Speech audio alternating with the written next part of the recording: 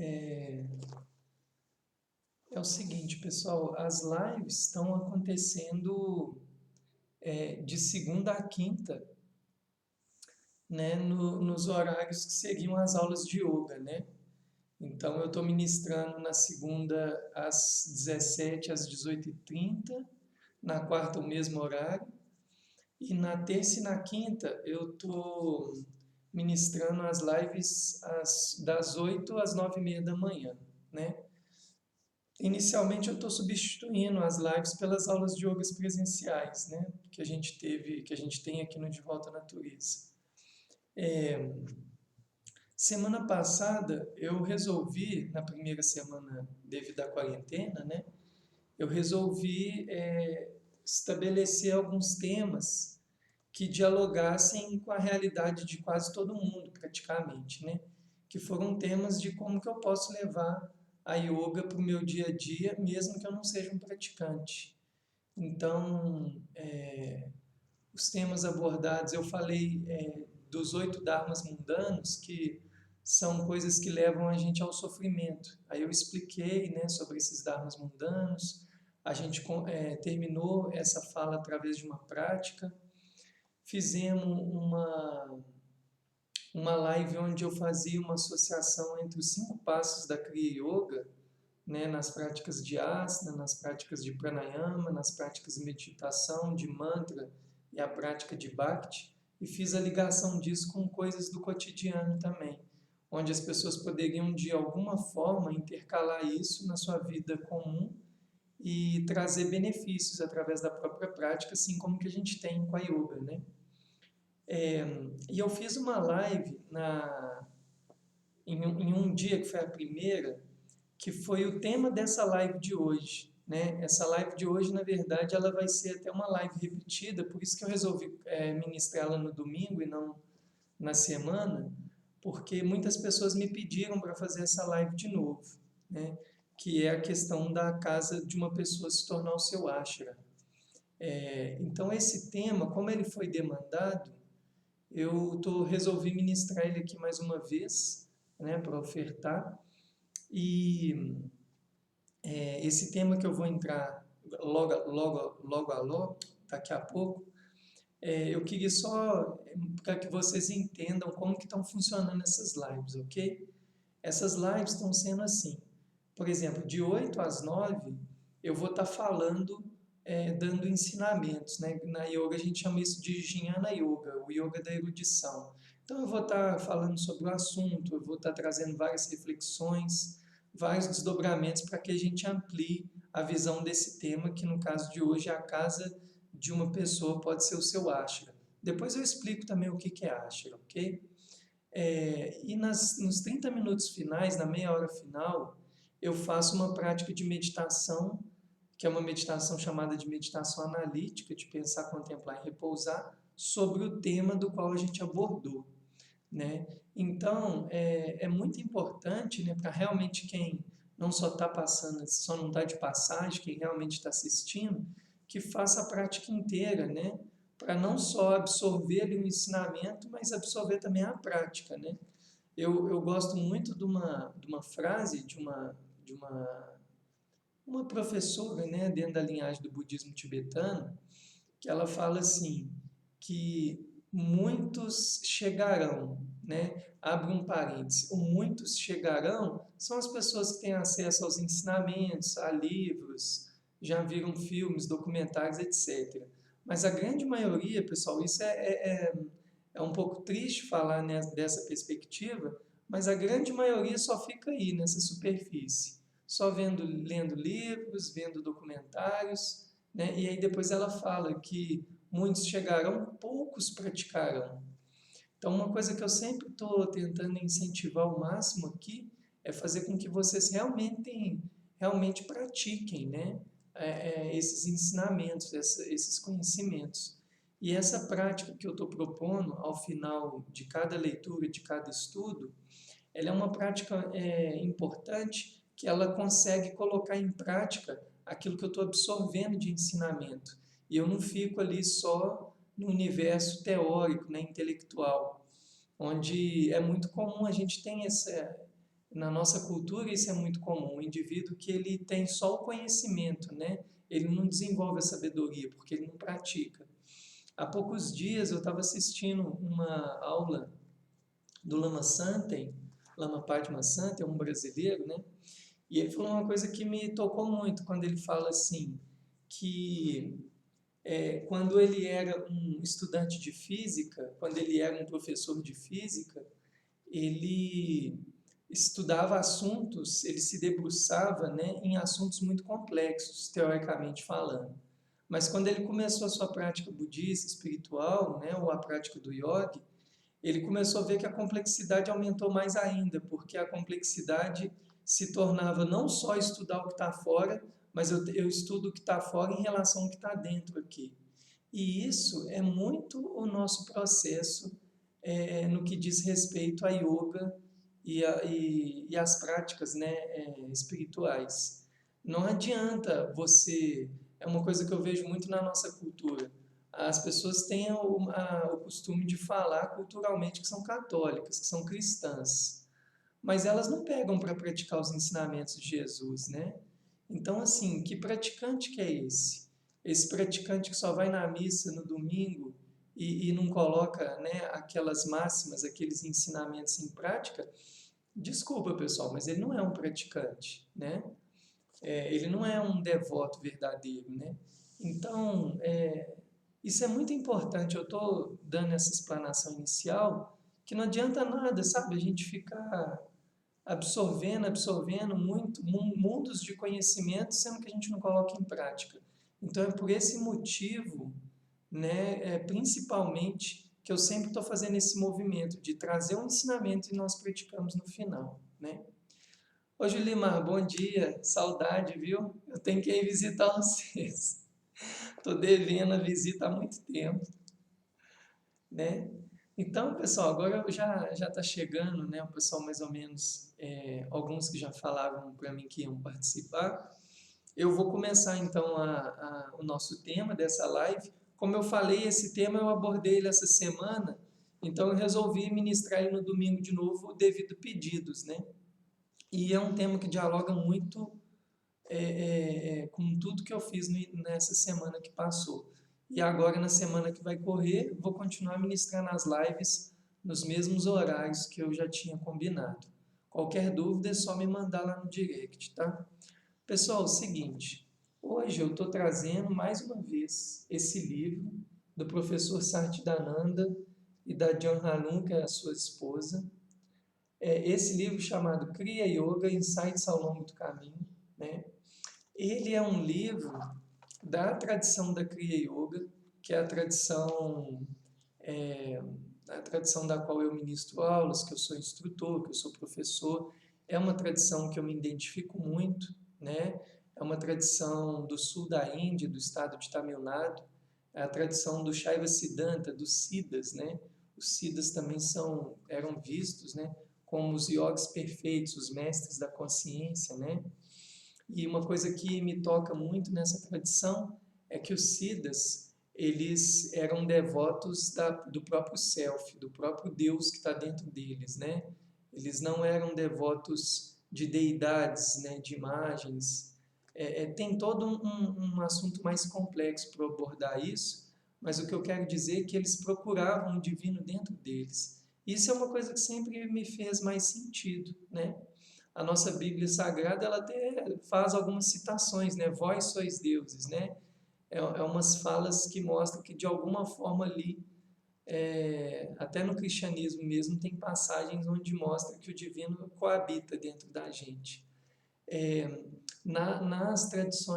Nessas tradições dos Siddhas, né?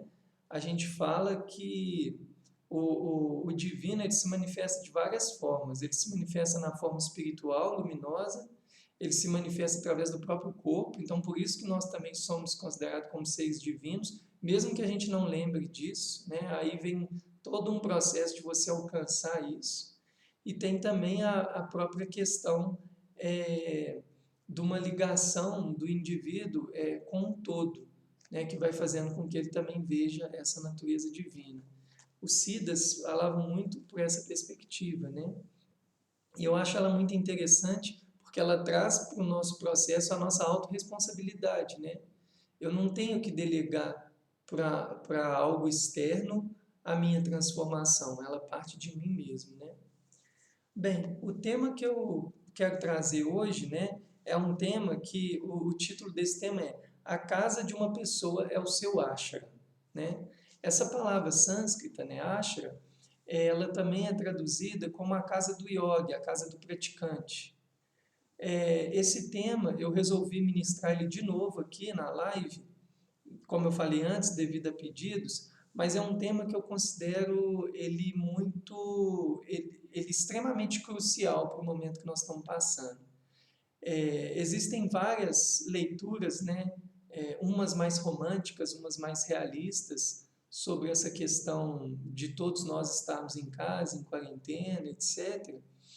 Mas há muitos obstáculos também, da mesma forma que há muitos obstáculos em estar operando em meio ao mundo, trabalhando, relacionando, existem muitos conflitos também em estar dentro de casa, né, com seus familiares, até mesmo quem mora sozinho, né, sozinha. Então, quando a gente chega, né, nessa configuração de estar, teórico, forçadamente nesse momento mais recluso, começam a nascer alguns novos, talvez até novos obstáculos que a gente não enxergava. Então, o tema dessa live, quando eu falo como a chamada é a casa de uma pessoa pode ser seu ashram, entendendo que ashram é a casa de um yogi, a casa de um praticante, aquele que faz com que o seu entorno se torne mais sagrado, mais positivo, o tema de hoje é tentar colocar para vocês o como que vocês podem estar transformando o ambiente à volta de vocês, um ambiente mais agradável, né? Um ambiente de prática, um ambiente de lucidez. Quando eu estudava a Conscienciologia do professor Valdo Vieira, ele fazia várias perguntas que eu achava muito interessante, que arremetiam a muitas reflexões para a gente trabalhar o nosso processo de autoconhecimento. E ele tinha uma frase que ele falava, um gatilho, que era assim: qual o rastro energético de seus pensamentos, sentimentos, emoções, imagens, sensações por onde você passa, né? Ou seja, aonde você está caminhando, o que você está deixando em cada lugar desse? Qual que é a natureza dos seus pensamentos nesse lugar? Eu não sei se vocês... lembrando, pessoal, vocês podem fazer perguntas aqui também, tá? Fazendo perguntas, eu estou nessa primeira 1 hora, de 8 às 9, e eu vou responder tudo. Só de 9 a 9h30 que eu vou fazer a prática, a gente vai meditar, e aí, né, vai estar todo mundo em prática, ok? Então, a hora é agora, eu já vai perguntando que eu vou respondendo. Eu não sei se vocês já tiveram essa experiência, é uma experiência um pouco mais sutil, energética, mas ela é muito comum. É quando a gente entra em ambientes e a gente meio que, de uma maneira muito espontânea, é como se a gente fizesse uma leitura desse ambiente. Isso tem até nome, né? As pessoas chamam isso de psicometria, né? A medição energética psíquica daquele ambiente. Se vocês começarem a prestar mais atenção, vocês vão ver que isso é muito claro, assim. É como se os ambientes tivessem bolhas, né, diferentes. Então, por exemplo, se você entrar dentro de uma instituição de ensino, uma faculdade, às vezes aquela bolha ali, né, talvez chega lá você vai conseguir estudar com mais facilidade, né? Se você entra num local que tem uma bolha de muita intriga, violência, drogas, etc., aquele ambiente ele vai suscetibilizar na sua mente outros tipos de padrões mentais, né, de sensações. Então, quando a gente vai começando a perceber que existe uma realidade nesses diferentes ambientes, há diferentes percepções e sensações, a gente começa a realmente perceber que a manifestação da nossa mente, ela também gera campos e ela também impregna nas coisas, né? Eu tenho um exemplo assim um exemplo que me marcou muito. Há uns 3 anos atrás, eu fui visitar uma amiga minha e tanto ela quanto o irmão dela eram amigos meus de infância, então eu conheço os dois há muito tempo, etc. E eu não sabia da condição do irmão, né, que estava numa condição de alcoolismo, né, uma condição de como usuário de drogas, etc. Mas quando eu cheguei na casa, quando eu pisei, né, os dois moravam lá, quando eu pisei na casa, para mim ficou muito claro que estava ali existia algum ambiente ligado a vício, né? E eu fui ficando muito desanimado. Na yoga a gente chama de tamas, né? Quando vem as três formas de energia, os três gunas, né? Tamas, raja e sattva. Tamas seria a inércia, você fica prostrado, cansado, sem iniciativa. E quando eu entrei nesse ambiente, de repente fez assim, né? Eu falei, é engraçado, o que está acontecendo?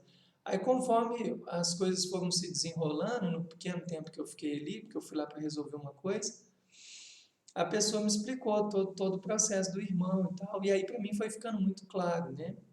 Então, eu estou pegando isso como um exemplo para iniciar, para a gente começar a entender que a nossa casa, o nosso ambiente, onde a gente frequenta, é o nosso ashram, é a nossa manifestação, né? Aqui no espaço, às vezes vem muitas pessoas aqui para meditar, para praticar comigo e com as pessoas que frequentam, e às vezes elas relatam assim: ah, é mais fácil meditar aí que meditar na minha casa. E o que eu percebo não é que é mais fácil, é porque como aqui se pratica muito, aí naturalmente aqui vai criando um campo e ele vai sendo mais, ele vai ficando mais suscetível e mais favorável à prática, né? Então, nesse ponto de vista, uma primeira coisa que eu quero colocar nessa live é como que você está frequentando ou como você já frequentou ou sempre frequentou os ambientes onde você manifesta, né, a sua presença, a sua energia, e como que você está frequentando agora na sua casa. Vai chegar uma parte aqui da live que eu vou começar a colocar várias dicas dadas pelo professor Satchidananda, né, no Insights ao Longo do Caminho. Eu estou baseando essa live nisso, né? Só acontece que eu vou entrar antes em alguns pontos que eu acho que eles são cruciais, ok? Quando a gente vai falar que a casa de uma pessoa é o seu ashram, ou o ashram é a casa do yoga, a casa do praticante, a casa da pessoa que está buscando evoluir conscientemente, que está se autoconhecendo, que está tentando cada vez melhorar a sua forma de agir em meio ao mundo, em meio às pessoas, e agora principalmente em meio aos familiares, que a maioria está tendo esse contato mais ostensivo, né? Uma coisa nas primeiras coisas que ele vai discorrer nesse texto, ele vai falar muito sobre a nossa questão da nossa capacidade de estar presente ou da nossa condição de estar ausente, né? Não só a yoga, como outras tradições, né, orientais e tradições também ocidentais de prática espiritual, enfatizam a importância do estado de presença, né, no nosso dia a dia, para tudo que a gente faz. Especificamente falando da yoga, a yoga ela parte de um ponto que o nosso estado de mente ele é a porta do nosso céu e a porta do nosso inferno mental, vamos colocar assim, né? Se você está muito ausente, se você não está consciente das suas ações, se você não está consciente dos seus pensamentos, dos seus sentimentos, se você está muito confuso, né? Isso vai dando portas para muitas coisas. Agora, se você está lúcida, presente, tendo consciência das suas ações, dos seus objetivos, das suas motivações, aquilo vai fazendo com que você fique mais presente, que você consiga atuar com cada ação que você promove no mundo com um nível maior de sabedoria e de lucidez. Tem uma coisa que eu aprendi muito nos meus estudos, é uma das áreas que eu me debruço hoje, que eu esforço, né, o meu tempo para a pesquisa disso, que é a psicologia transpessoal e a terapia regressiva. Uma coisa que eu aprendi muito claramente com essas modalidades terapêuticas é que quando a gente fala de estados de transe, é muito entendido que transe é aquela pessoa que tá passando por um processo de transe profundo, né? Onde ela foi ou autossugestionada ou hipnotizada e ela atinge aqueles níveis de transe.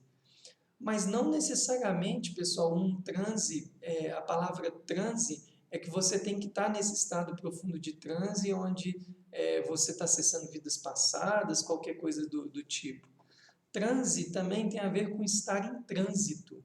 Então, por exemplo, enquanto eu estou fazendo essa live, eu estou aqui ao máximo tentando olhar para a câmera, né? E estar aqui presente, concatenando ideias e falando para vocês. Mas eu poderia, enquanto eu estou falando aqui, a minha mente poderia estar pensando em outras coisas. Eu poderia estar pensando o que eu vou tomar de café da manhã, o que eu vou fazer à tarde, etc. Nesse momento, por mais que eu esteja aqui, a gente também fala que eu estou em trânsito, que parte da minha mente está indo para outro lugar. Tá, mas o que eu quero dizer com isso tudo? O que eu quero dizer é que, quando, dentro da visão dos iogues, quando eu estou em trânsito, ou seja, eu estou ausente, eu não estou percebendo na totalidade o que está acontecendo comigo, quais influências eu posso estar passando. Eu estou meio que divagante, né? Eu não estou, e na realidade, muitas vezes eu não estou em lugar nenhum. Agora, quando eles colocam que quando você mantém um estado de presença, né, que você fica no aqui e agora, esse estado ele vai trazer muitos benefícios para o praticante, porque o praticante ele se torna mais centrado, né? Ele se torna mais consciente, ele vai se tornando mais lúcido, mais sábio, mais consciente das suas ações. Agora, por que o Satchidananda, no início desse texto, de falar que a sua casa é o seu ashram, né? A casa de uma pessoa pode ser o ashram dela, um ambiente sagrado, por que ele está batendo na tecla dessa questão de estar presente ou estar ausente? Se vocês observarem bem, pessoal, quando você passa por conflitos psíquicos, emocionais, mentais, observa bem que provavelmente a sua mente não vai estar presente. Isso é muito comum, né? Uma mente ausente, ela é o alicerce para toda a nossa confusão mental e, consequentemente, o nosso sofrimento.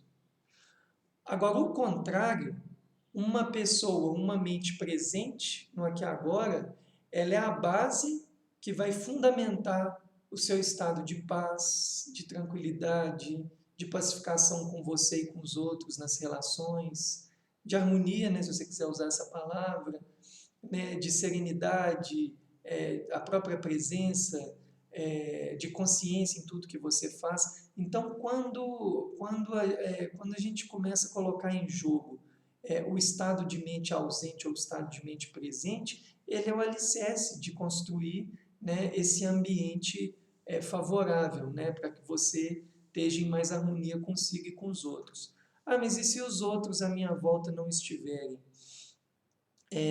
Isso que é uma coisa que eu vou percebendo com o tempo.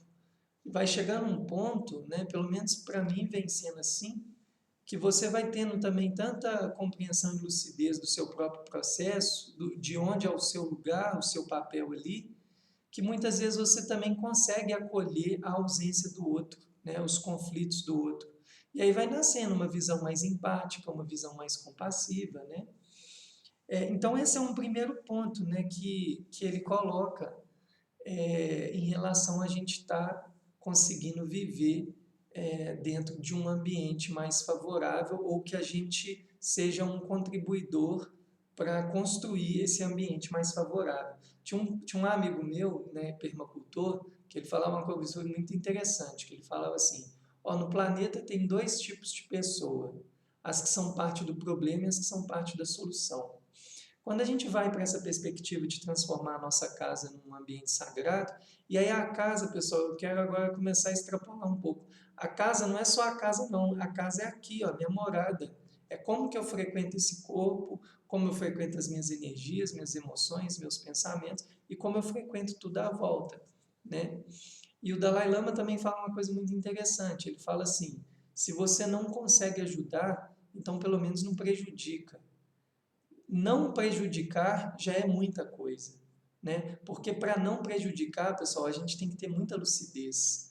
Porque não prejudicar é começar a ter noção de karma, ação e reação, é as leis de causa e efeito. Eu preciso entender que quando eu faço isso, talvez isso vai ter uma consciência tal. Então, se essa consciência vai ser negativa, então é melhor que eu não faça, né? O Buda histórico, Siddhartha Gautama, o Shakyamuni, né? Ele era dito que ele muitas vezes ele não tinha respostas de prontidão para os discípulos. Então muitas pessoas às vezes indagavam coisas para ele que ele levava dias para responder, ele falava com a pessoa que responderia depois, e não é porque ele não tinha uma consciência, uma sabedoria para dar algum retorno naquele momento, mas o que eu entendo, né, pelas tradições, pelos estudos, é que ele tinha uma visão muito ampla de causa e efeito. Ele entendia bem essa operação das leis do karma, da ação e da reação. Então ele sabia, ele refletia o momento certo para dar algum tipo de resposta, né? Então assim, quando a gente vai começando a, de alguma forma, cuidar desses detalhes que possam parecer inicialmente um tanto quanto sutis, a gente vai vendo que a nossa qualidade de vida e a qualidade com as pessoas à nossa volta, elas vão tendo um crescimento, né? Eu aprendi muito lendo algumas coisas do Charles de Tuco Rinpoche, que quando a gente dá exemplos, esses exemplos eles valem muito mais do que elucubrações intelectuais, né? Por isso que às vezes quando eu estou falando eu gosto de pegar exemplos pessoais, que para mim acaba surtindo mais efeito, né? Um exemplo, né, que eu percebo muito, quando eu comecei essa caminhada de maneira mais consciente, há mais de 10 anos atrás, eu tinha muitos conflitos, né, com os ambientes familiares, porque são muitas pessoas, o ambiente é muito heterogêneo, são muitos pontos de vista, visões de mundo e tal.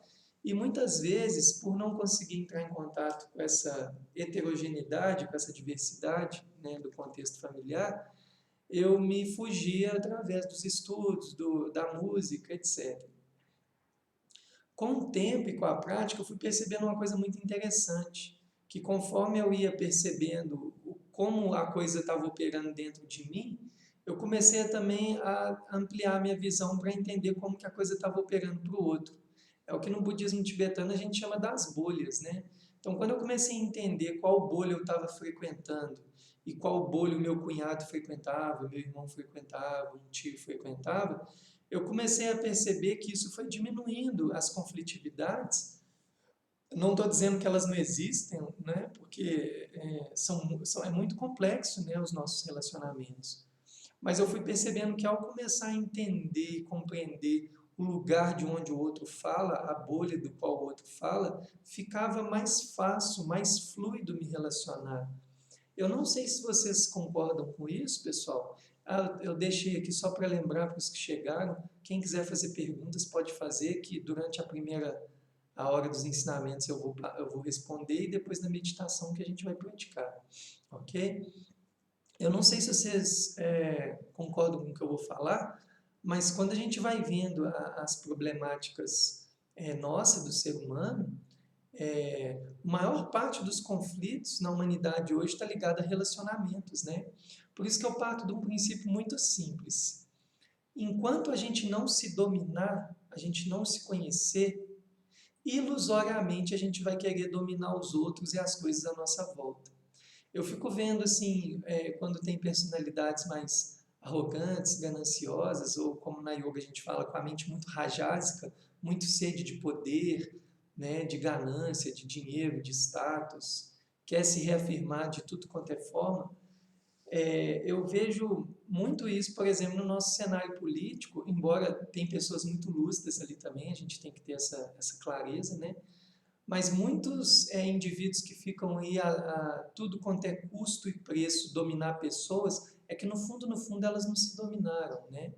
Então, quando a gente começa a entrar em contato de uma maneira mais íntima com o nosso processo interno e entender como que eu me frequento, né? O como eu me frequento é assim. Por que que quando uma pessoa me fala isso eu tenho essa reação? Por que que isso me incomoda? Quando você vai entendendo os seus padrões mentais, como que você baixa a sua frequência ou como que você consegue se harmonizar, levantar de novo. Quando você vai entendendo o seu jogo interno, a sua bolha interna, com o tempo pelo menos eu percebo assim, eu vejo que os mestres também falam sobre isso, a gente vai entendendo a universalidade do ser. Aí a gente passa a compreender um pouquinho mais também as pessoas à nossa volta, né? É, então, nessa primeira parte, o professor Satchidananda, ele vai desenvolvendo, né? Ele vai desenvolvendo essa coisa de você com você mesmo, né? E aí chega um momento aqui no texto que ele começa a debater um pouco sobre a questão do materialismo espiritual, né? Ele começa a falar sobre esse momento que a gente vive, onde muitas abordagens contemporâneas na prática da yoga está começando a vai transformando a yoga muito mais num meio de ganhar dinheiro, de sobrevivência, do que cultivar os conhecimentos das tradições ligados aos ensinamentos. Eu não vou falar disso especificamente hoje, do caminho óctulo, da Ashtanga Yoga de Patanjali, né, que se resume a yamas, niyamas, asana, pranayama, pratyahara, dharana, dhyana e samadhi. Eu não vou entrar em detalhe nisso, mas os yamas e os niyamas, que são os dois primeiros passos, que são as regras, as éticas dos yogis, né, as condutas éticas e morais e as auto-observâncias, que é você observar o seu próprio processo, porque quando eu coloquei aqui bem no início da live, que um praticante espiritual, seja ele yogi, hinduísta, seja budista, seja cristão, né, quando eu coloco aqui que um praticante espiritual é aquele que pratica, né? Ou até o exemplo que eu dei, que a nossa cultura, muitas pessoas se colocam como católicos, mas na verdade não são praticantes do cristianismo pelo fato de não fazer o esforço de se entender e de colocar aqueles ensinamentos em prática. Não adianta um hindu ir só no templo num dia específico de uma deidade da qual ele é devoto, não adianta um cristão ir só no domingo na igreja, né, para fazer. Eu não estou dizendo para não ir, né? Se você vai lá, cultiva pensamentos elevados, faça as suas orações, ok, ótimo. Mas quando a gente fala da diferença entre um praticante e um não praticante, o praticante é aquele que ele vai se auto-observar. Por isso que os niyamas, né, dentro do caminho da yoga, do caminho óctulo, quando fala de auto-observância, eu vou me observar. E aí, quando o Satchidananda entra nessa parte no texto, sobre algumas práticas de yoga contemporâneo que resolvem excluir alguns pontos centrais, né, das tradições, das tradições iógicas antigas, ele comenta, fazendo uma crítica, né, que muitas práticas contemporâneas estão usando aquilo que lhe convém. Então, por exemplo, eu não vou falar de um yama chamado aprarigarra, que é não ganância, porque se a minha motivação no meu materialismo espiritual ou comércio da yoga, a minha motivação for gananciosa, não vai pegar bem eu falar desse assunto, porque eu vou me auto-evidenciar como aquele que está fazendo uma coisa que não seria adequada, né? Então a gente vai vendo, né, muitas abordagens indo para um outro campo. Agora ele comenta também, com um certo otimismo, que mesmo quando a gente vai fazer práticas que talvez não estejam tão ligadas aos ensinamentos do mestre, alguma transformação pode passar a acontecer através dessa prática. Pegando um exemplo, pessoal, eu vejo isso demais, assim, sabe? Eu vejo muitas pessoas que depois eu vim a conhecer, veio fazer um curso, veio fazer uma prática, às vezes quando elas me relatavam de outros processos dos quais elas passaram, de outras práticas, que às vezes negavam, sonegavam alguns pontos ou não abordava determinados pontos, eu percebia que mesmo assim a pessoa tinha tido benefícios, porque a prática em si ela traz benefícios, né? Só abrindo um parênteses, pessoal, eu estou falando aqui de um lugar para tomar muito cuidado. Eu não estou falando aqui de um lugar como se o que eu trabalho, as coisas que eu faço é a lucidez e os outros lugares não têm lucidez. Eu não estou falando disso, ok? Eu estou falando que quando a gente vai fazendo os estudos, a gente vai vendo quais tradições elas passaram por um processo gradativo, de experimentação, de conhecimentos que já não são mais especulativos, são conhecimentos praticados há milhares de anos e que têm resultados, e isso é muito diferente, né? O que é um conhecimento especulativo contemporâneo e o que é um conhecimento praticado. Embora é importante entender que tem muitos conhecimentos contemporâneos que também são muito vivenciados, né? E eles, de fato, trabalham também com a verdade. Então, esse é um ponto que é bom ficar claro, né? Então, desenvolvendo o resto do texto, o Satchidananda ele vai comentando aqui várias coisas, né, no nosso dia a dia que vai impedindo com que a nossa prática avance, né? Ele até coloca assim, aquilo que vai impedindo com que o aluno progrida espiritualmente. Tem um comentário, até mesmo nesse livro, né, que eu estou hoje desenvolvendo uma parte sobre ele, o Insights ao Longo do Caminho do professor Satchidananda. Tem um comentário nesse livro que não faz parte dessa live de hoje, mas que eu acho muito oportuno aqui, que é uma pergunta muito interessante, que um aluno pergunta assim para ele: como que eu sei que eu estou tendo progresso na minha prática espiritual?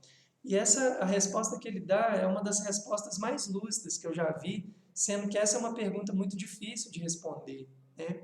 Ele fala assim: bem, analisa as coisas que te incomodavam no passado, traga, né, elas para o aqui e agora e perceba se elas ainda têm a mesma influência sobre você. Ou seja, eu vou fazer um paralelo com uma frase do Ramana Maharshi, que foi um grande santo indiano iluminado, que perguntaram para ele o que era estar iluminado. E ele falava: agora nada mais é capaz de me perturbar, né? Tá, eu coloco o livro aqui de novo. Esse aqui é o livro Kriya Yoga, Insights ao Longo do Caminho, okay? Do professor Satchidananda e da Jan Haluma, sua mulher. Tá? Quando perguntam para o Ramana que está iluminado, ele fala que nada mais me perturba.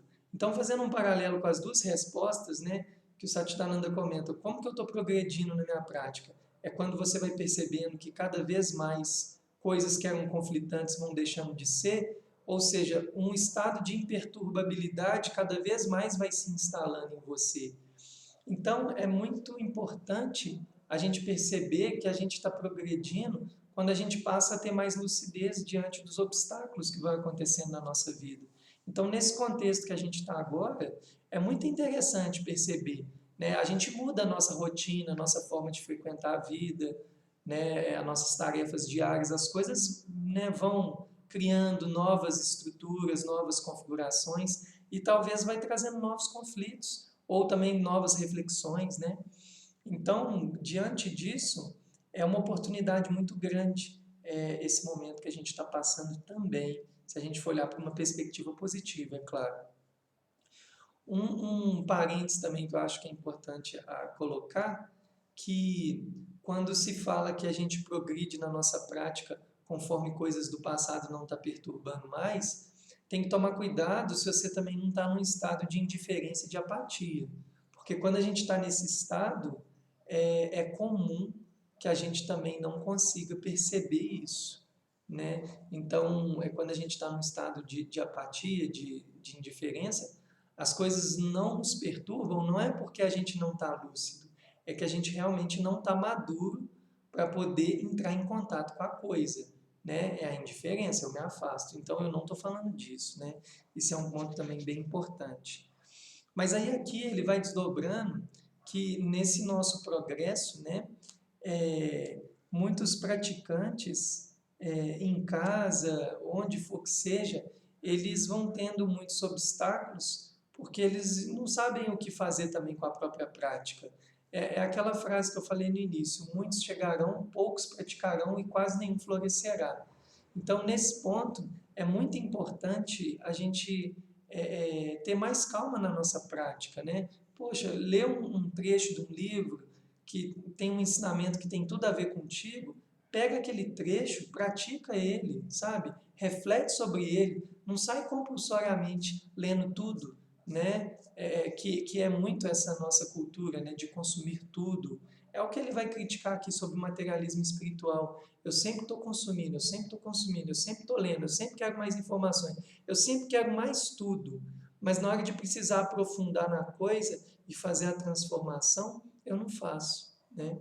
Então, ele desdobra sobre esse ponto, que eu não sei se vocês estão entendendo, pessoal, porque o tema, né, da live é como transformar a casa de uma pessoa num ashram, num ambiente sagrado. Pode parecer que eu não estou no tema, mas todo esse assunto anterior que eu estou abordando aqui, ele é como se fosse um preparatório para quando as dicas finais que o professor Satyananda dá, quando ele vai dando várias dicas de como ficar em casa presente, ao arrumar uma louça, ao lavar uma louça, arrumar a casa, qualquer coisa que você está fazendo no dia a dia, de fazer aquilo com presença, toda essa conversa que eu estou iniciando aqui, ela está sendo um alicerce para vocês terem mais clareza na hora de entender isso. E aí ele vai desdobrando outras coisas, né? Tem uma hora que ele fala uma coisa aqui muito interessante, que ele cita o Patanjali, e o Patanjali fala assim, ó, Patanjali nos diz, na verdade, que a única moeda com algum valor no campo do yoga é a sinceridade, ou seja, assim a diferença relevante quanto à rapidez em que o indivíduo progrida na sua prática, ela vai depender se a prática desse indivíduo é fraca, moderada ou intensa. Eu quero colocar aqui um ponto, que essa coisa que a única moeda com algum valor no campo do yoga é a sinceridade, é a questão de a gente sempre estar praticando de maneira sincera e honesta, né? E quando eu falo disso, pessoal, eu estou querendo desdobrar para um outro campo que é assim. Quando você estiver convivendo na sua casa, nos ambientes onde você frequenta e no seu tempo, que é você mesmo, você mesma, não perca de ponto de vista, não perca de vista, quer dizer, a honestidade e a sinceridade com você mesmo, com você mesma, né? Ah, eu fiquei com raiva disso. Ok, olha para a raiva. O Shagdu Tuka, ele falava, não precisa cultivar a raiva, mas olha para ela. Por qual motivo ela está aqui? Por qual motivo eu reagi dessa forma, né? O Shogyan Trungpa também fala muito isso. Não pega as coisas e vai colocando debaixo do tapete sem olhar. Contempla ela, analisa por que isso está acontecendo. Aí depois que você entende a natureza da coisa, por que aquilo te incomoda, aquilo te perturba, e aquilo te cria obstáculos e faz com que você não avance, aí sim você vai ter que aprender a fazer a devida análise daquela situação, contemplar aquilo com muita calma, refletir, para no final conseguir transcender. Por isso que eu gosto muito de uma coisa assim, ó, quando vem uma dificuldade, um obstáculo, primeiro observar que ela está ali, depois acolhe e depois transcende, né? Na Kriya Yoga, então é assim, é tomar consciência, observar, contemplar e transcender. Na Kriya Yoga a gente fala muito de Vairagya, que é um dos pilares, né, da prática da Kriya Yoga. Vairagya é o desapego. Mas eu vejo algumas vezes, alguns autores, alguns estudantes também da área da yoga, praticantes, que interpretam, pelo menos no meu ponto de vista, com um certo equívoco o desapego. Quando a gente fala de desapegar, pessoal, nós não estamos falando de ser indiferente, de apertar a tecla do foda-se, não está nem aí. Nós não estamos falando desse lugar. O desapego ele tem muito mais a ver com uma premissa que o Patanjali coloca, que é desapegar do que eu não sou para reconhecer o que eu realmente sou. Por isso que a gente tem uma fala assim na yoga. Quando eu falo assim, ó, eu estou com raiva. A yoga ensina assim para a gente. Não, o self, a verdadeira essência, a nossa verdadeira natureza, ela não tem raiva. O ego e a autoimagem do Michel, que por algum motivo foi contrariado, está sentindo raiva. E aí eu vou no ponto. Qual motivo isso me causa raiva? Ah, porque aqui eu perdi e eu não gosto de perder. Ah, beleza, eu estou entendendo.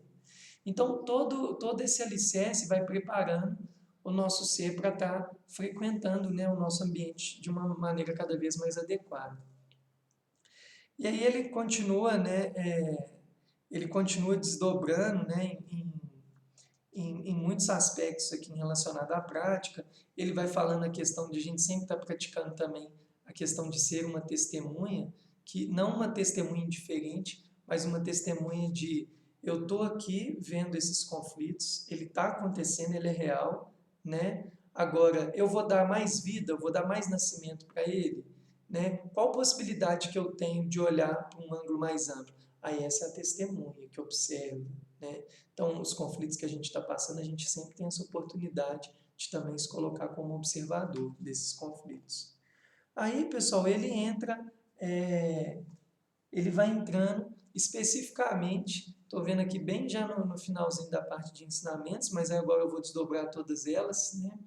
Ele vai entrando bem especificamente em coisas, né, que o praticante pode estar fazendo em casa, né, para estar criando esse ambiente, a sua casa como um ambiente sagrado, né, a casa, transformando a sua casa no seu próprio ashram, né.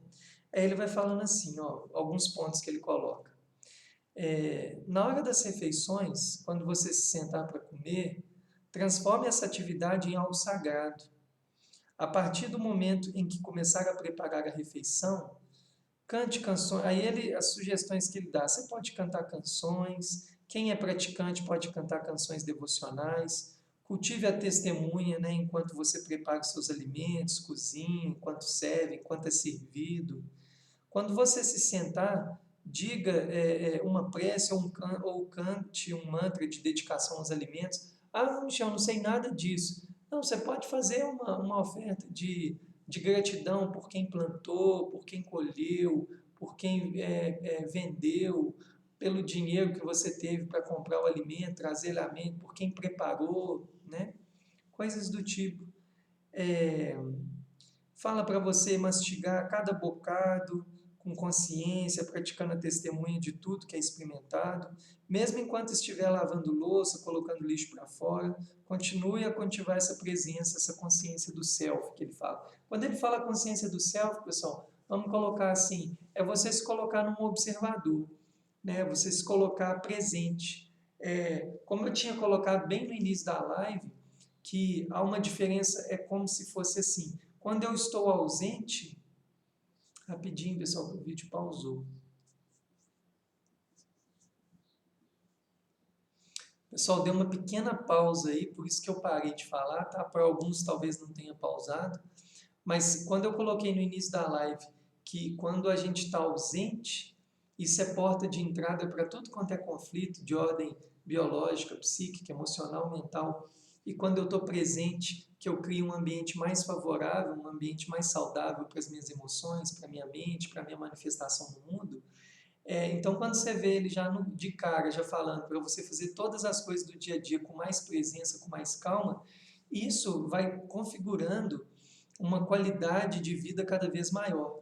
Um pequeno exemplo, quando a gente vai estudar a história do Buda, tem a história de uma praticante, né, uma mulher, que ela foi atrás do Buda, né, do Buda histórico Shakyamuni ou Siddhartha, para receber os ensinamentos, e quando ela viu como é que era a dinâmica, ela, de uma maneira muito honesta, ela falou para ele que não tinha como ela praticar, porque ela era mãe, o marido já era falecido, ela tinha que cuidar muito da casa, das obrigações.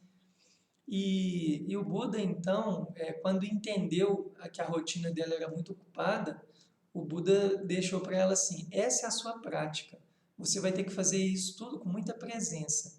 E segundo a história no Buda Dharma, essa foi uma das praticantes que se realizou em vida também, né? Então, esse primeiro ponto ele está muito ligado a isso, ok? O segundo ponto que o Satchidananda comenta é assim, ó, tarefas domésticas, pagamentos de contas, o antigo ditado, a limpeza está próxima da divindade, né? Aplica-se aqui também. Mantenha sua casa como se estivesse esperando que Deus o visitasse a qualquer momento. Deus, você pode pensar, pessoal, uma pessoa que você gosta, uma pessoa que você ama, é como se você estivesse preparando, sempre deixando o ambiente preparado para receber, preparado para ofertar. Quem que não gosta de chegar na casa do outro e percebe que foi preparado a recepção ou que está sendo bem recebido, com carinho? É nesse sentido. Ao criar um espaço de ordem, de brilho e limpeza, você irá experimentar mais a equanimidade dentro de si mesmo. A equanimidade, pessoal, é uma palavra que às vezes muitos não entendem, não sabem o significado.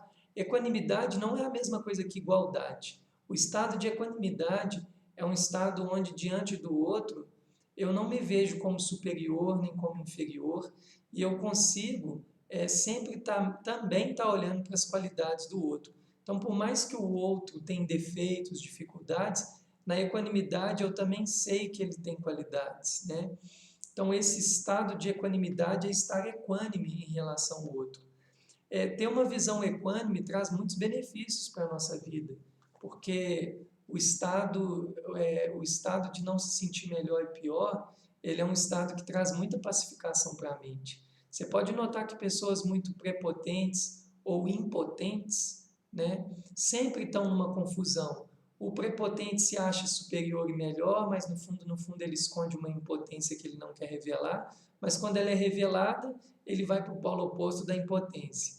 E muitas vezes a pessoa que está no estado de impotência, às vezes ela recebe um pouquinho de poder e a pessoa já infla, né? Então, é importante aprender a cultivar a equanimidade, porque ela traz um estado de equilíbrio nas nossas relações também. Por isso que eu entendo que ele enfatizou tanto esse ponto, né? Aí ele vai falando, cultive a testemunha, né, o observador, enquanto realiza suas atividades, ao aprender a orçar suas despesas, segundo a sua renda, pagando-as no vencimento, você evitará muitos estresses e irá liberar sua mente de reações perturbadoras. Ele vai dando dicas muito práticas, né, para o dia a dia. Eu lembro uma vez num retiro que uma senhora ela falou assim para mim, o lance é o seguinte, eu resolvo tudo que eu tenho que resolver com o sistema, para que ele não fica batendo na minha porta, eu continuo a minha prática. Eu achei muito legal essa colocação. Então, resolva o que é da matéria. O que é da matéria é para a matéria, o que é do espírito é para o espírito, e depois, com o tempo, tudo vai se intercambiando, né? Isso é uma coisa que eu entendo, pessoal. Prática espiritual, vamos parar com essa besteira de achar que prática espiritual é entrar dentro de uma caverna, é só quando você está em retiro, é só quando você está com uma sanga espiritual. Tudo isso que eu falei é positivo, fazer retiros, se você quiser fazer isolamentos numa caverna e fazer práticas de longo período, tudo isso é válido. Mas vamos começar a entender que quando a gente fala de prática espiritual, a gente está falando também de operar em meio ao mundo, né? Prática espiritual é a forma como eu convivo com meu vizinho, é como eu converso com uma pessoa, é como eu dou uma atenção ao responder uma mensagem bem respondida, né? Tudo isso faz parte da prática.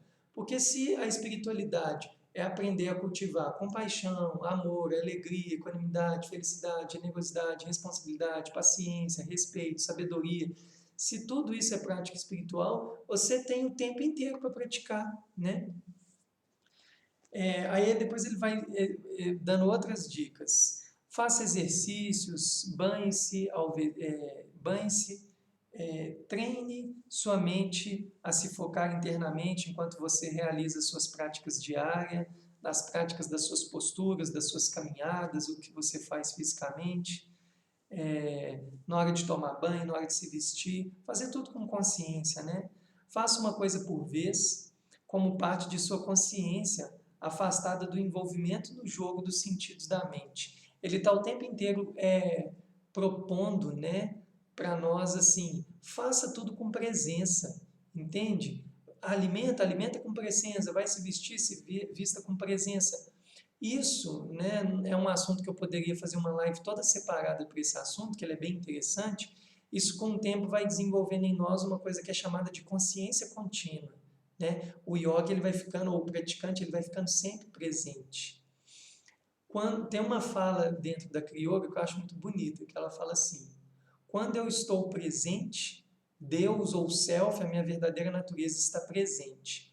Quando eu estou ausente, o meu Self, a minha verdadeira natureza, o meu Deus interno, ele também está ausente. E eu gosto de complementar essa frase assim, Quando uma pessoa quer apenas o seu presente e não a sua presença, ou seja, quer só alguma coisa de você, essa pessoa não quer mesmo o seu Deus, o seu self, né? Essa reflexão, para mim, ela é muito importante, porque dentro do ponto de vista da yoga, do budismo tibetano, a gente vai entendendo cada vez mais claramente o quanto que estar presente é a base para eu manter lucidez, sabedoria e eu estar mantendo um estado de pacificação interna, de clareza, de harmonia, né?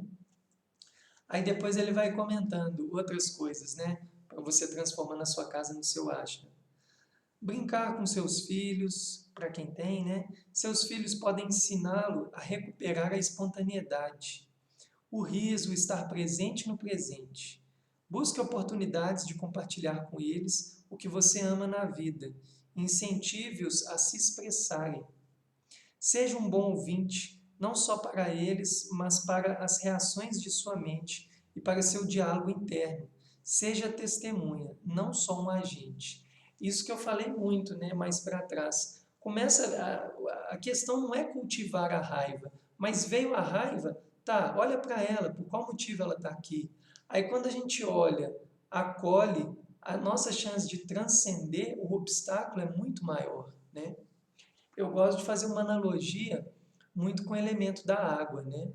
A água, quando ela é límpida, quando ela é cristalina, tudo que ela passa no curso do rio, ela flui. Então ela contorna a pedra, que é o obstáculo, ela flui tranquilamente. E quando você é a água é límpida, ela também tem a capacidade reflexiva, né? Então a água, se você está límpido, você ajuda o outro a se auto-enxergar.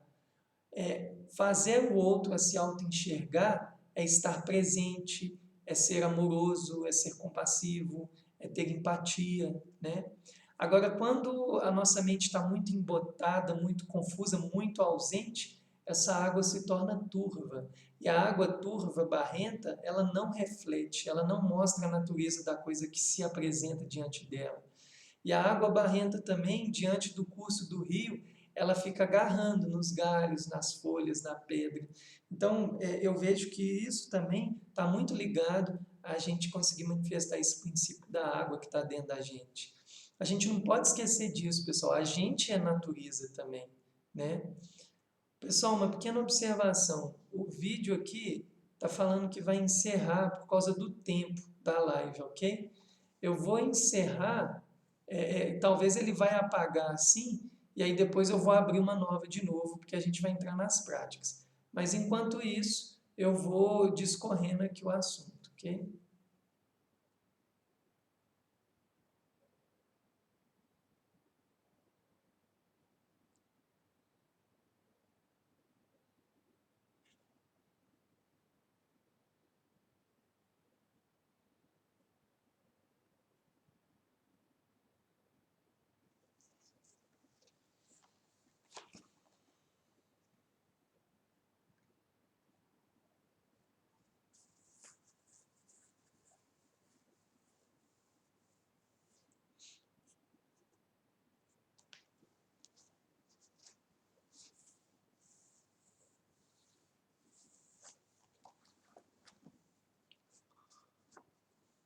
Pessoal, estou voltando aos pouquinhos, tá?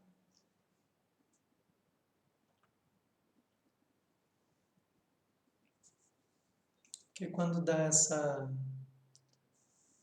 essa coisa da live sair e entrar de novo, às vezes o pessoal acaba tendo uma dificuldade para retornar, né? Mas eu já vou retornar, porque a gente já está quase entrando também na hora da nossa prática. Eu até já passei um pouquinho, mas eu já estou finalizando aqui a parte do ensinamento, né?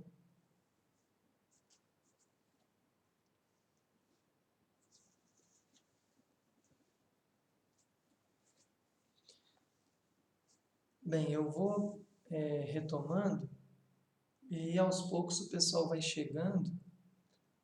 Ok, beleza, pessoal.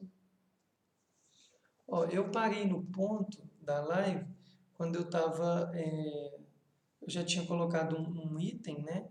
Que é a questão da nossa presença com os nossos filhos ou com quem está o mais próximo, e aprofundei de novo nessa questão de o estado de presença, ele é a base para a gente ir conseguindo construir uma pacificação íntima, né? E aí depois o Satchidananda dá outra dica aqui, né, dessa coisa de tornar a nossa casa nosso ashram, um ambiente sagrado, um ambiente favorável às práticas. Ele fala assim: compartilhar com amigos. Convide pessoas com interesses semelhantes para juntar-se a você em satsang ou compartilhar a verdade. Lembrando que o espírito não tem forma e o que realmente importa é ser capaz de ser cada vez mais quem você realmente é.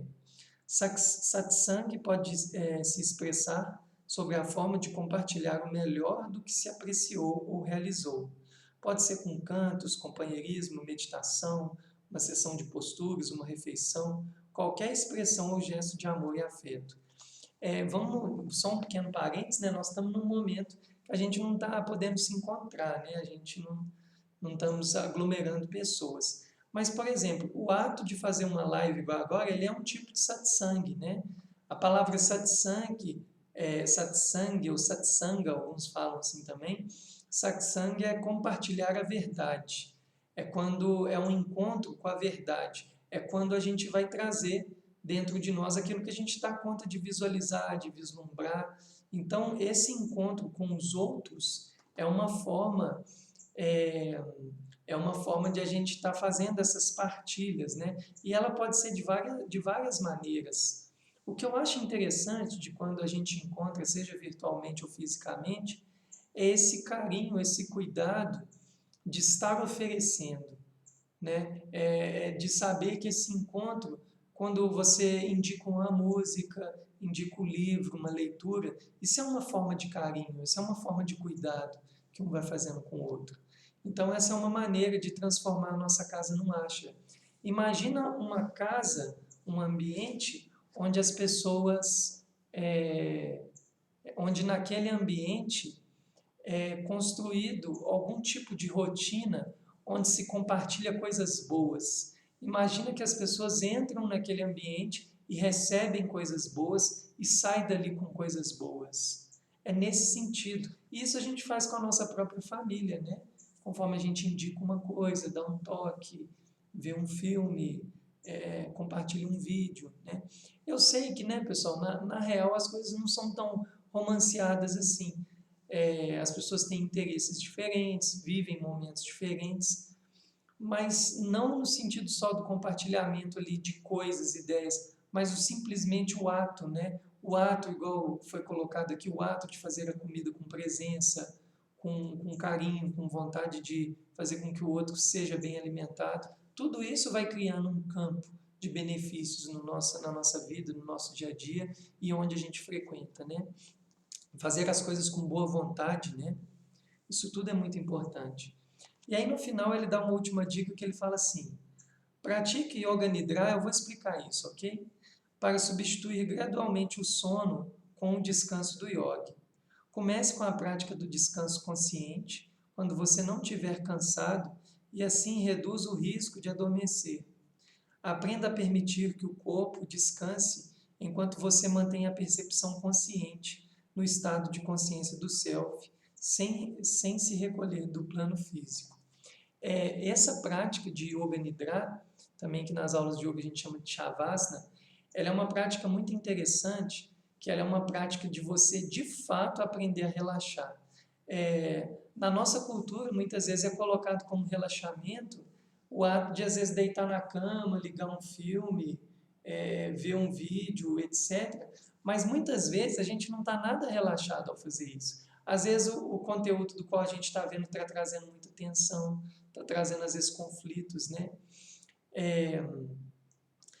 Essa prática de relaxamento do Yoga Nidra é uma prática, pessoal, que a gente se coloca a deitar no chão, você pode colocar um tapete, né? E nessa prática você vai fazer um movimento de não dormir. Você não vai deitar para manter o condicionamento de dormir. Você vai deitar com o objetivo de tentar manter um estado o maior possível de relaxamento que você conseguir ao deitar. O nosso condicionamento de deitar é dormir, não é de relaxar. Por isso que a prática do Yoga Nidra ela é chamada de sono do yogi. É o yogi que ele vai tentar ao máximo manter o estado de presença, mesmo que ele esteja relaxado como se fosse dormir. Essa é uma das dicas que o Satchidananda também propõe para que a gente vá transformando nosso ambiente num ambiente sagrado, né? Aprender a cultivar ali um estado de relaxamento. Uma pessoa relaxada em convívio, ela vai conseguir frequentar melhor ali as dificuldades das relações, né?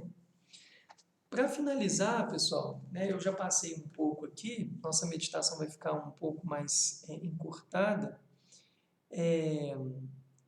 O Satchidananda ele comenta uma coisa aqui que eu acho que é muito pontual, que ele fala assim: ao cultivar a percepção consciente do self, da sua verdadeira natureza, em meio às atividades citadas, você irá experimentar alegria incondicional ou êxtase. Êxtase ou ananda não depende que as circunstâncias externas sejam agradáveis ou não, nem de que você consiga o que deseja ou o que não deseja.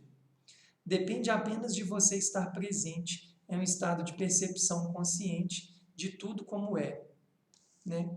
Aí ele fala: se você puder cultivar a percepção consciente em casa, poderá cultivá-la em toda parte. O ponto aqui, que eu acho que é o ponto final, que eu quero finalizar esse ensinamento aqui, de a gente transformar a nossa casa no nosso ashram, é que quando a gente vai aprendendo, a gente vai compreendendo e aprendendo que a primeira casa que a gente tem é essa aqui, ó, e que essa casa, dentro dos modelos explicativos da yoga, do budismo tibetano, nós não somos só seres biológicos, né? A própria OMS, eu já falei isso aqui várias vezes, a OMS já fala, o ser humano é bio, psíquico, social e espiritual.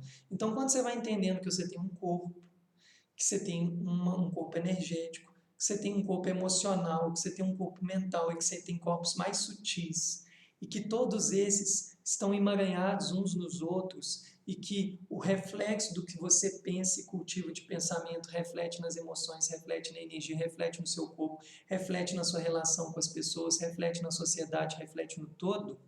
Quando a gente vai entendendo toda essa cadeia emaranhada de relações, a gente começa a entender que é uma questão de utilidade pública aprender a viver bem, aprender a se relacionar bem, primeiro consigo mesmo, para que você consiga fazer com os outros, né? Então, essa é uma base, é um princípio para que a gente comece a ser parte da solução e não do problema desse mundo. Às vezes a gente não é um problema num nível estadual, mundial, mas a gente é um problema dentro de casa, com a nossa forma de agir, com a nossa forma de ver, de se relacionar. Então, esse é o primeiro ponto. Quando a gente começa a praticar, né, essa capacidade de se tornar mais presente, vai nascendo coisas dentro de nós, que o Satchidananda aqui chamou de felicidade genuína, de êxtase, vai nascendo dentro de nós contentamento, que na yoga a gente chama de santosha, vai nascendo dentro de nós uma felicidade que ela é incondicionalizada. Eu estou em contentamento e felicidade, não é porque eu agora comprei minha casa, comprei meu carro, minha conta está no azul, eu estou cheio de dinheiro, não é mais essas condicionalidades. Um pequeno parêntese, eu não estou fazendo apologia também aqui à não dignidade e pobreza. Sim, eu acho que todas as pessoas têm que ter vidas dignas, né? Para que elas consigam manifestar o melhor dentro delas para o mundo e para elas mesmas, né? Mas eu estou querendo dizer aqui é que quando a gente começa a achar que a nossa felicidade, o nosso contentamento, a nossa alegria, ela está condicionada a determinadas condições, a gente se torna escravo dessas condições. Por isso que eu acho muito interessante quando tem um ditado, né, popular que fala assim: o tolo aprende errando e o sábio aprende com erro observando o erro dos tolos. Quantas pessoas, né, nesse nosso modelo de sociedade capitalista conseguiram se tornar ricas e famosas e lá falar assim para a gente: eu não me tornei mais feliz por ser rico e famoso. E quantos desses já adoeceram, se exterminaram, né? Então, se a gente tiver lúcido, com um exemplo que não é um exemplo a ser seguido, a gente aprende também, né?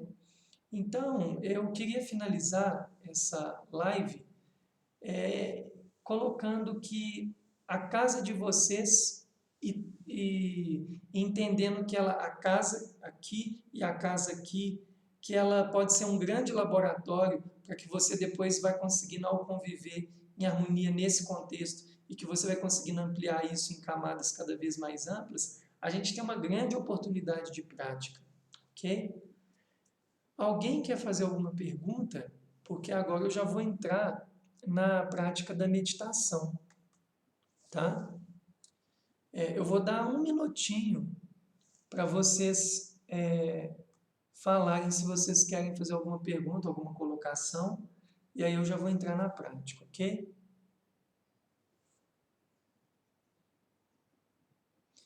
Enquanto, não sei se vão perguntar, o pessoal me deu uma dica que quando eu estava fazendo as meditações, eu estou fazendo as meditações dentro de uma visão bem da yoga mesmo, né? Sem estímulos, para que a gente faça de maneira bem simples e natural como é ensinada, sem nenhum tipo de muleta. Mas teve muitas pessoas que me falaram que quando eu ficava aqui na live parada, achava que estava agarrado. Então, pessoal, hoje eu vou colocar uma música de fundo só para as pessoas que, porventura, forem chegando, entender que está tendo a live, ok? Então, olha só, a gente vai fazer nossa prática de meditação.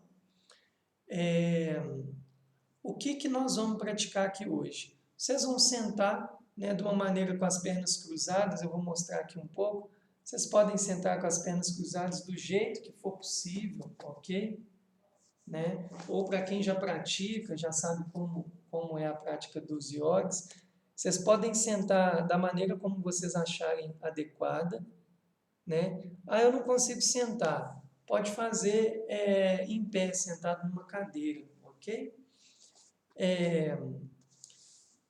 A gente, mantendo a coluna ereta, os olhos fechados, não vai ser uma meditação guiada, eu só vou orientar e a gente entra na prática. Vocês vão fazer algumas respirações lentas, longas e profundas, sempre pelo nariz, nunca pela boca, respiração contínua, ok? De maneira lenta, longa e profunda. Calcula mais ou menos na mente, sem muita paranoia, mais ou menos uns 5 minutos. É o suficiente, ok? Não precisa mais do que isso. Ao vocês acabarem esses 5 minutos de respiração, deixa as mãos em Tim Mudra. Esse é um mudra, é um gesto, né, que amplia a nossa consciência, facilita na meditação. As mãos podem ficar repousadas umas sobre as outras, sobre a outra. Pode ficar apoiada no joelho com palma para baixo ou palma para cima. Ou, se quiser, pode entrecruzar nas axilas. E aí a gente vai entrar na meditação. A meditação que a gente vai fazer hoje é uma meditação chamada de meditação analítica, de pensar, contemplar e repousar sobre o tema que a gente abordou antes. O que vai ser esses 3 pontos? Pensar, contemplar e repousar. Você ali no início vai pensar sobre tudo que foi falado, você vai contemplar, né? Você pode ficar alguns minutos fazendo isso, depois você contempla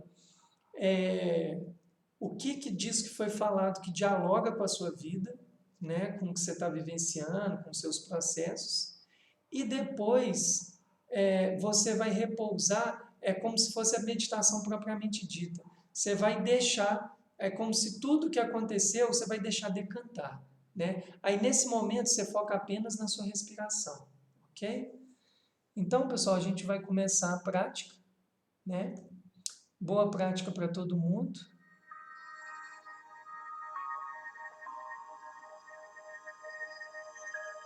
E daqui a pouco a gente volta. A gente vai meditar uns 15 minutinhos, ok? Om Kriyam Babaji Namah.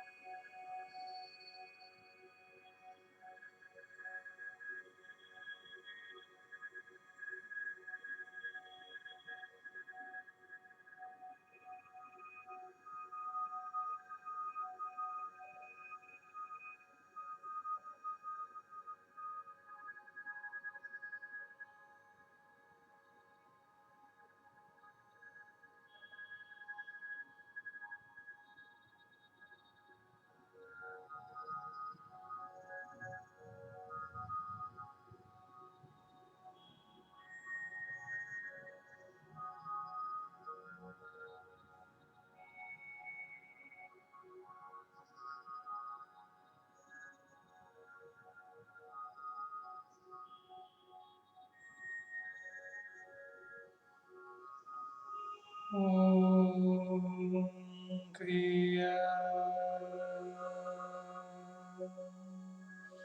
Babaji Namo.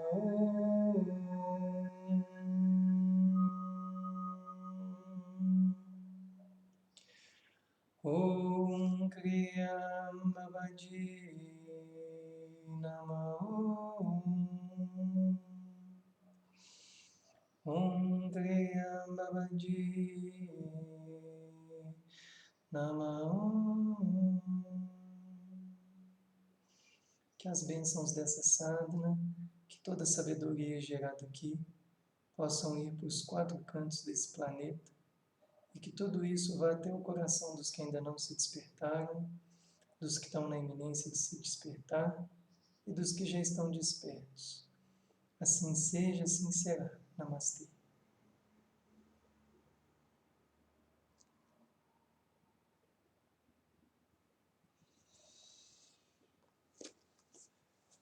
Então, pessoal, a gente vai finalizando mais essa live. Se alguém quiser fazer alguma pergunta, eu respondo aqui agora, senão a gente vai encerrar. Vou dar um minutinho, tá bom? Gratidão, né, por todos que ficaram, por todos que assistiram até o final, ou os que conseguiram assistir. Só lembrando, né, que hoje eu fiz uma live extra de um tema que eu já tinha abordado durante a semana que me pediram para repetir, e amanhã eu já retomo, né? As lives vão ser nas segundas e quartas das 17 às 18h30 e nas terças e nas quintas das 8 às 9h30 da manhã. Na quinta-feira, excepcionalmente, vai ser de 7h30 da manhã às 9h, ok? Obrigado, pessoal. Estou vendo que a Nini, né, a Lu Miranda assistiu tudo, né, até o final. Dudu, você chegou no final, né?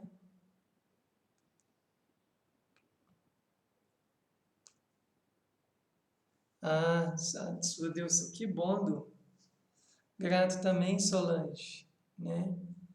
Maria apareceu, né? Então é isso, pessoal. Eu vou finalizando aqui, tá bom?